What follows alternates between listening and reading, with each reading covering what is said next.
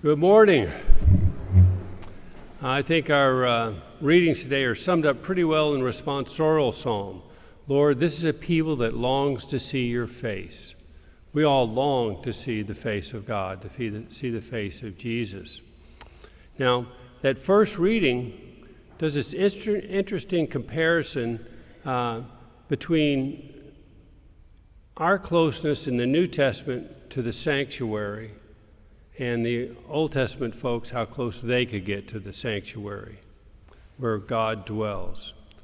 And so in the Old Testament, in the Holy of Holies, in the back part of the temple, there was this room where the Ark of the Covenant was, and then the space above the Ark of the Covenant was the throne of mercy. It's where God dwelled. God was with his people.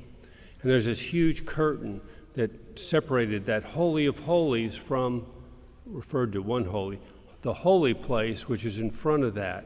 And that's where the priest would burn incense. They have an altar that what they called showbread on there, and they had the fancy candelabra, the menorah, so they could put lights there. And then that's all inside the temple. Then outside the temple is the area of like a courtyard of priests where they did the sacrifices. And then outside that is a courtyard of men, so Jewish men could come into that courtyard. Outside of that is a courtyard of women, for Jewish women could only come that far. And outside of that is the court of the Gentiles, so the people that were not Jewish.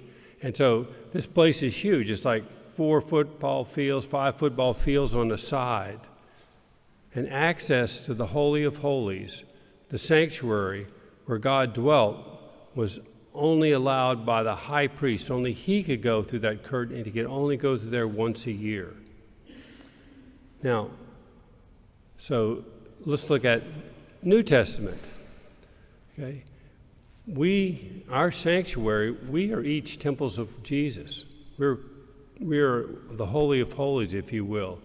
When we receive the sacrament of Eucharist, God comes into us. We become that sanctuary. You know? And through our faith and through our hope, our faith in the sacraments, our hope, we believe that one day we will see God face to face. And there's a comparison between the high priest, too. The high priest in the Old Testament, he had to offer sacrifices for the people and himself because he was a sinner like everybody else, okay, before he could go into this Holy of Holies. Okay?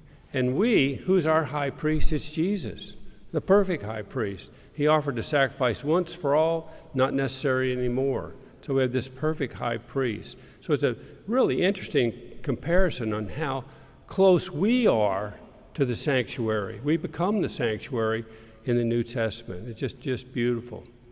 Now in our gospel, Jesus talks about light.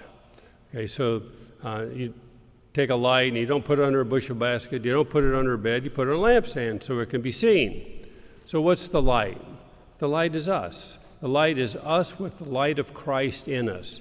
People should see Christ in us by the way we act.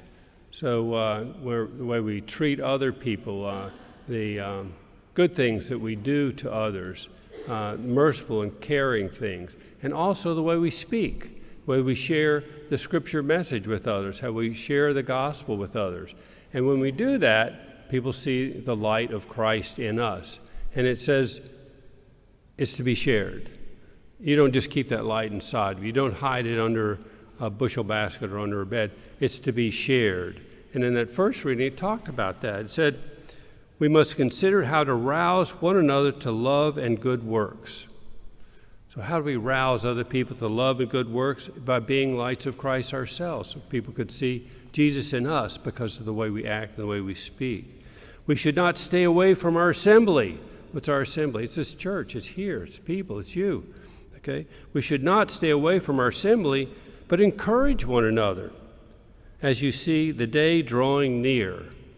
So what's the day drawing near? Is our judgment or our death. You could think of it like that. And so we always need to encourage each other by being lights of Christ.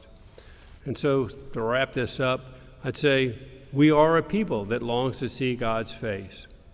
And through faith in the sacraments, especially Eucharist, and we have the hope that one day we will see God face to face. And then until then, we need to be lights of Christ, so other people can see Jesus in us by our actions, and we can draw others to Jesus.